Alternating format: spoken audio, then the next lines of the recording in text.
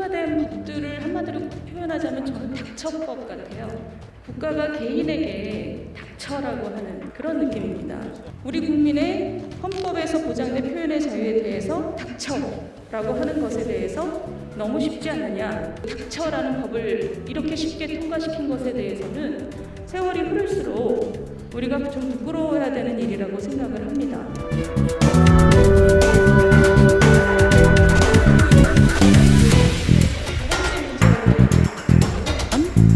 이 두 분은 지금 통과된 법들을 한마디로 표현하자면 저는 닥쳐법 같아요.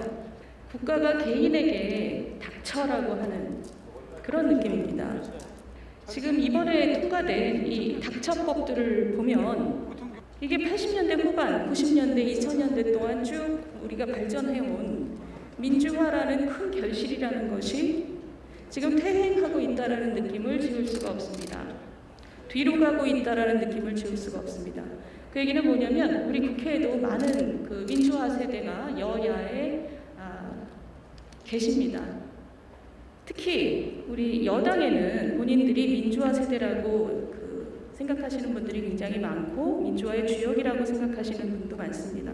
과거의 공로로 평가받을 수는 없다고 생각합니다.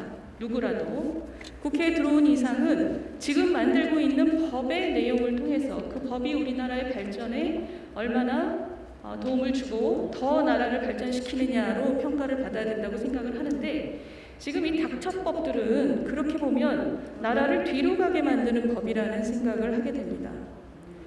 나라를 뒤로 가게 만드는 법이라는 느낌은 두 번째 문제하고도 연결이 되는데요. 세 번째는 좀 전에 우리 그 앞에서 토론하신 우리 의원께서 굉장히 좋은 토론을 해주셨음에도 불구하고 이번에 또 지난 여름부터 국회가 운영되는 과정에서 합의 정신에 입각해서 충분히 토의가 있었느냐? 그렇지 않다는 것을 여야가 모두 잘 아실 겁니다. 도대체 무엇에 쫓겨서 지난번 7월 말인가요? 제가 이 자리에 나와서 부동산 임대차법에 대해서 얘기할 때도 사실 그 발언의 요지는 서로의 생각이 다를 수는 있으나 그것을 충분히 최선을 다해서 부작용이 무엇인지 생각하지 못했던 문제점이 무엇인지 왜 좀 토론을 하지 않고 그렇게 날치기로 통과를 시켰느냐가 제 발언의 요지였습니다. 그런데 지금 거의 몇 달이 지난 다음에 지금 회기가 끝난 지금도 똑같은 얘기를 하게 되는 마음이 제가 매우 안타깝습니다. 이 절차의 문제가 민주주의에 있어서 얼마나 중요하고 그리고 대통령제와 삼권분립을 근간으로 하고 있는 우리나라에서 입법부가 청와대에 하며 이런 단어를 자꾸 입에 내뱉게 되는 것 자체가 굉장히 안타까운 일이라고 생각하지 않을 수가 없습니다. 네 번째는 이 퇴행과 보편적인 원칙, 국민의 기본권이라는 문제를 가볍게 여긴 결과라고밖에 볼 수 없는 것이 많은 실패들입니다. 부동산 정책부터 시작해서 문재인 정부가 들어선 후부터 지금까지 너무나 이 입법과 정책을 만드는 것을 가볍게 여긴다. 왜 그런 느낌을 받냐면 그 전에 충분히 서로 숙고하고 토론하고 점검하지 않았기 때문입니다. 이 국정원법을 보시면 오늘 아침에 조태용 의원께서도 지적을 했듯이 그 사찰의 의혹을 사찰에 관한 조항을 말씀을 하셨는데 사실 이건 누가 보더라도 그렇게 생각할 수밖에 없는 조항이 저는 들어있다고 봅니다. 해외 연계 경제질서 교란. 요즘 세상에 해외와 연계됐고 안 됐고를 명확하게 가르기는 매우 어렵습니다. 아침에 조태용 의원께서 이것을 전국민 사찰법이라고 해석될 여지가 있다고 하신 것에 대해서 저는 공감을 하고요. 그 대상과 범위가 매우 모호하고 국민의 개인정보를 캐는 것을 합법화시키는 법률 조항이라는 점에 저는 동의합니다. 이거하고 같이 통과된 전단금지법, 다시 말씀드리면 이 남북관계 발전에 관한 법률 역시 그렇습니다. 더더군다나 지금 이 언론 보도를 보면 지난 4일 북한 최고인민회의 상임위원회 전원회의에서 통과된 반동사상문화배격법, 이 법하고도 굉장히 시기적으로도 비슷하고 내용적으로도 서로 고조한다는 느낌을 준다는 언론 보도가 있었습니다. 이것은 굉장히 아이러니한데요. 민주주의를 채택한 남한과 사회주의를 채택한 북한이 정보 통제 목적에서 서로 고조를 잘 맞춘다, 이런 그 약간 냉소적인 언론 보도가 있었습니다. 5.18 민주화운동에 대해서도 그 법의 좋은 취지에도 불구하고 이것도 역시 닥쳐법이라고 해석이 되는 부분인데, 제 그 SNS 친구 중에 한 분이 그런 말을 써놓으셨더라고요. 나는 호남 사람이고 광주 사람이다. 그런데 나는 이 법이 참 싫다. 왜냐하면 국민들이 5.18에 대해서 잘못된 얘기를 떠들면 그것에 대해서 그것이 잘못됐다라고 자유롭게 서로 얘기할 수 있어야 되는데, 이 법은 그냥 입을 다물고 있으라는 법이다. 자기는, 그러니까 그 자신은 광주 시민으로서 그 당시의 기억을 잘 갖고 있는 사람으로서 그 당시의 진실이 국민들에게 잘 전달되기를 바란다. 저는 그 마음이 굉장히 이해가 갔습니다. 민주사회에서 어떤 사안에 대해서, 어떤 역사적인 사안에 대해서 사람들에게 입을 다물라고 하는 것은 민주사회라는 말을 붙일 수 있을지 잘 모르겠습니다만, 특히 역사 왜곡 처벌법은 정부의 발표, 조사 등을 통해 이미 명백한 사실로 확인된 부분에 대한 허위 사실 유포의 경우에는 처벌을 더 강하게 하고 있습니다. 이것은 정부의 조사 결과와 발표도 시간의 흐름에 따라 다시 점검될 수도 있고 또 오류였다는 것이 밝혀질 수도 있는데, 그것이 역사에서 항상 일어나고 있는데 거기에 대해서 그것과 다른 얘기를 했다고 처벌한다는 것은 적어도 근대 우리 현대 민주주의에서는 생각하기 어렵습니다. 민주화의 성과라는 것을 이렇게 자랑하는 우리나라가 21세기에 왜 이런 닥쳐법이 만들어졌을까? 이것이 우리 시대에 대해서 말해주고 있는 것이 무엇인가? 정부가 고르는 사건에 대해서 닥쳐라고 개인들의 기본권을 마음껏 침해하고, 더구나 그런 법이 국회에서 숙고되지 않고 상임위원회에서 마치 두들기는 모습들이, 그 망치를 두들기는 모습들이 언론을 통해서, 그 급하게 두들기는 모습들이 언론을 통해서 많이 보도됐습니다. 입법부의 일원으로서 매우 창피한 장면들이 언론을 통해서 많이 보도됐습니다. 이런 비정상적인 상황이 우리나라의 역사에서 도대체 어떤 의미를 가질까요? 저희가 동료 의원한테 닥쳐라고 얘기하는 거랑 국가가 개인에게 닥쳐라고 얘기하는 것은 전혀 다른 차원의 문제입니다. 민족과 국가를 좀 구분해서 생각을 해야 될 필요가 있다라는 것이, 지금 이런 닥쳐 같은 법이 나오는 이유가 그 밑바닥에 이런 것들이, 이런 우리의 민족과 국가를 아직 구분하지 못하고 있는 우리의 문제가 그 밑에 있다고 보입니다. 이렇게 그 닥쳐라는 법을 이렇게 쉽게 통과시킨 것에 대해서는 세월이 흐를수록 우리가 좀 부끄러워해야 되는 일이라고 생각을 합니다. 그리고 그 바탕에 있는 문제가 국가의 높이에서 사고하지 않는 것이다 라면 거기에 대해서 생각을 해봐야 되는 거지요. 파퓰리즘이란 무엇인가? 지금 정서와 감정을 매우 중시하는 세계적인 흐름이기도 하지만 우리나라 역시 마찬가지입니다. 국가의 일을 국가의 높이에서 생각하지 않는 이런 흐름은 사실은 매우 감정적이고 정서적인 문제로서 냉정해야 하는 국가적인 관리의 영역을 혼동하는 문제하고 연결이 돼 있다고 보입니다. 그리고 대의민주주의에 대한 엄격한 관리와 존중이 일어나지 않는 것 또한 파퓰리즘적인 흐름하고 분리하기 어렵다고 보입니다. 그리고 그 중에 일부는 금융위기 이후의 글로벌 흐름이라고 보일 수도 있지만 우리나라는 그것과 또 다른 결을 갖고 있다고 보입니다.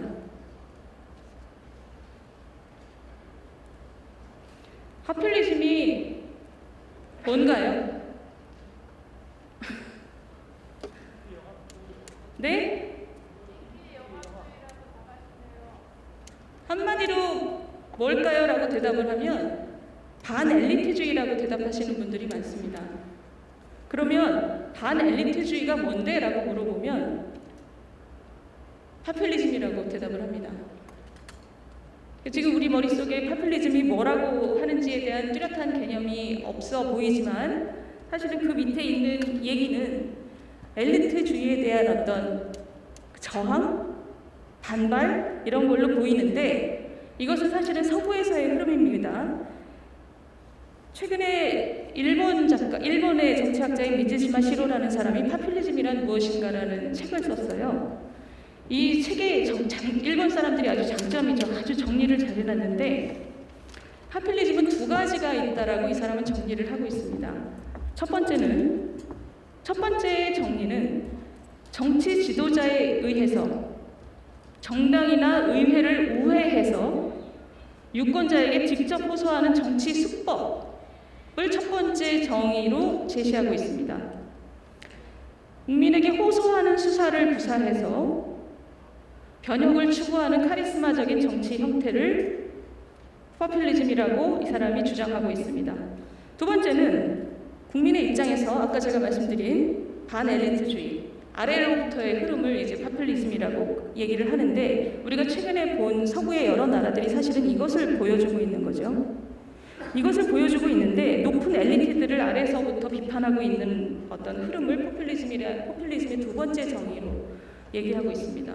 그러니까 지역이나 나라에 따라서 어떤 유형의 파퓰리즘이 나타나는지가 다른데 서구의 경우에는 금융위기 이후로 반엘리트주의라는 이름의 정당들이 많이 생겼고 그리고 그것을 우리가 지금 파퓰리즘이라고 부르고 있습니다. 그런데 우리나라는 이런 많은 파퓰리즘 문헌들이 서구에서의 현재 많이 나타나고 있는 정치 유형을 얘기하는 것보다는 우리나라는 이 미즈시마 시로라는 사람이 얘기한 첫 번째 유형에 가깝지 않나 생각을 합니다. 그 주요한 이유는 바로 이 국회의 기형적인 행태 때문에 저는 그렇게 생각을 합니다. 국회의 기형적인 행태라는 것은 입법부 스스로가 잘못해서 그런 것도 있고 절차를 무시하고 그리고 그 입법의 내용에 대해서 숙고하지 않는 것도 있지만 힘의 균형 자체가 행정부에 귀속되는 측면이 굉장히 강하고 행정부가 언제까지 하라고 하면 행정부가 아니죠. 사실은 청와대죠. 청와대에서 언제까지 하라고 하면 그 기한을 맞추기 위해서 노력하고 그 기한을 맞추기 위해서 입법부 내에서 충분한 토의가 이루어지지 않는 것에 대한 아무런 걱정을 하지 않고 창피하지도 않고 그 하명을 받드는 것을 굉장히 중요시하는 어떤 이 역사적이고 매우 현재적인 우리 국회의 모습이 지금 정부 밑에서는 저는 굉장히 강화되고 있다고 생각을 합니다. 정치 지도자에 의한 정당이나 의회를 우회해서 유권자에게 직접 호소하는 정치 지도자의 정치 수법이라는 정의가 지금 현재 우리나라에서는 매우 강하게 인지되고 있습니다. 정책 목표와 국민의 기본권이라는 것이 상충할 때 어떤 자세를 보여야 되느냐가 바로 우리 국회의원들이 보여야 되는 모습이라고 생각을 합니다. 그것을 어떻게 조화시킬 것인가? 조화가 안 되는지 되는지, 조화가 안 된다면 도대체 어떤 수준으로 어떤 방식으로 그 침해를 최소화할 것인가에 대해서 정말 치열하게 논의를 했어야 하는 것이지요. 그것이 국민들에게 보여졌어야 한다고 저는 생각을 합니다. 저는 지금 부동산 사태는 아직 끝나지 않았고 많은 전문가들은 지금 사태를 낙관적으로 보고 있지 않습니다. 왜냐하면 지난 3년 동안 부동산 시장에서 정부가 24번의 대책, 25번을 내놨다는 분도 있어요. 이번에 인사를 하신 게 25번째 대책이라고 얘기하는 분도 있지만 정부가 계속 내놓은 대책과 시장의 반응을 보면서 문재인 정부 초기에 집을 팔았던 분, 더 이상 집값의 과거와 같은 집값 인상은 없다라고 얘기했다가 지금 정부가 시작된 다음에 나온 것은 과거 이명박 정부, 박근혜 정부를 합친 것보다 훨씬 더 많은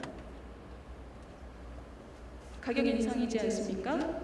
이것을 보고 국민들은 좌절한 사람들이 많습니다. 지금 집을 팔아버린 사람, 정부를 믿고 판 사람도 있고, 그리고 임대차 과정에서 봤을 때 정부의 호언장담 10년간 얘기할 거 다 했다 얘기하고 난 다음에 지금 나타난 혼란을 보면서 지금 전문가들이 가장 걱정하는 것은 정부 정책에 대해서 그리고 부동산 시장의 작동에 대해서 국민들의 신뢰가 망가졌다는 겁니다. 지난 수십 년간 어찌 생태계가 이루어져 왔고 전세를 들어간 사람은 주인과 임차인 간의 관계가 나쁠 수는 있지만 그래서 2년 만에 나올 수도 있지만 우리나라의 평균 임차 기간이 3.2년입니다. 전세가. 그러면 평균적으로 한 번은 더 재계약을 했다는 뜻이거든요. 그리고 주인과 임차인 간의 관계가 나쁠 수도 있고 서로 미워할 수도 있지만 시장이 제대로 작동을 하는 것의 중요한 지표는 뭐냐면 내가 기존에 있던 주인과 불화를 했던 아니면 내가 다른 곳에 가고 싶던 시장에 다시 구하러 나갔을 때 매물이 있다. 어디든 갈 수 있다. 라는 믿음이 있으면 그 시장의 생태계는 아직은 작동하고 있는 겁니다. 지난 3년 동안 이 믿음이 너무나 치명적으로 훼손이 된 상태라 지금 정부가 어떤 노력을 한다고 해서 이 믿음이 다시 복구될 것인지에 대한 걱정이 많습니다. 그러면 어떻게 해야 될까요? 여기 뭐 시원한 답을 가지고 계신 분은 저는 없을 거라고 생각을 하지만 24번에 걸쳐서 망가뜨린 신뢰를 복구해서 어떤 식으로든 이것을 작동하게 만들기 위해서는 원하는 사람들이 원하는 것을 얻을 수 있게끔 그게 매물이 됐든 전세가 됐든 월세가 됐든 원하는 것을 시장에 가서 얻을 수 있게 하기 위해서는 이 생태계가 복구되고 있다라는 믿음을 다시 줘야 되는 것이고 그러기 위해서는 매우 겸손한 우리 입법부의 자세가 필요한 거죠. 지난 7월에 우리가 그렇게 날치기로 법을 통과시킨 다음에 이렇게 역사적인 실패를 가져왔지 않습니까? 그러면 거기서 현재적인 함의를 끌어내야지요. 현재적인 함의라면 제가 볼 때는 현재적인 함의는 제발 겸손하자입니다.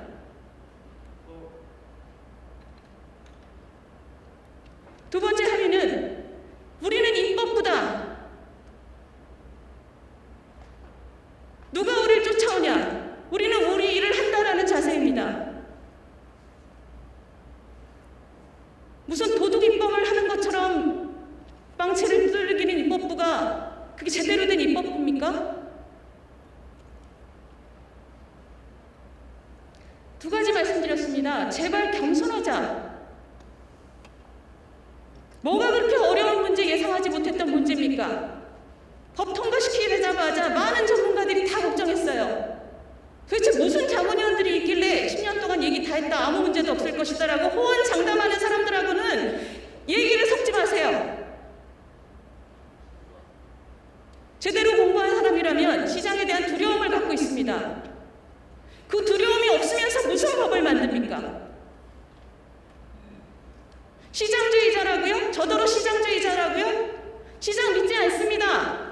시장을 두려워합니다. 시장을 두려워하기 때문에 따져야 할 것을 다 따져야 된다고 생각합니다. 따져야 할 것을 다 따진 다음에 그래도 어찌할 수 없는 것은 어쩔 수 없지요. 그거는 그냥 하나의 경험이 되고 우리의 데이터가 되고 다음번에 더 잘할 수 있는 자양분이 되는 거지요. 여러분들 가슴에 손을 얹고 지난 7월에 할 일을 다 했는지 생각해 보세요. 그렇지 않았다면 지금 망가질 대로 망가진 시장에 대해서 국민의 삶에서 가장 중요한 게 뭡니까 도대체? 먹는 거, 자는 거예요. 지금 자는 시장을 그렇게 망가뜨려 놓고 할 수 있는 일은 뭡니까 그럼? 거기서 현재적인 함의를 끌어내는 거죠. 잘못한 건 잘못한 거고 앞으로 어떻게 할 것이냐. 제가 말씀드렸습니다. 제가 생각할 수 있는 함의는 첫 번째, 제발 겸손하자. 할 수 있는 건 다 따져보자. 두 번째 함의는 제발 우리 정체성이 뭔지 생각 좀 해보자. 우리 국회의원이다. 다들 머릿속에 계산이 많으시겠죠. 누구한테 잘 보여야 다음에 뭘 받을 수 있다. 그렇지만 그 모든 계산의 바닥에 있어야 하는 것은 우리는 입법부다. 삼권 분립, 견제와 균형을 핵심 축으로 삼는 우리나라의 민주주의가 발전하기 위해선 바로 나 자신이 아무의 명령도 받아서는 안 된다. 나를 이곳에 보내준 국민들의 뜻을 받들어야 한다. 그들의 기본권을 무엇보다도 중요시해야 한다. 그게 입법부의 일원으로서 가져야 할 자세가 아닙니까?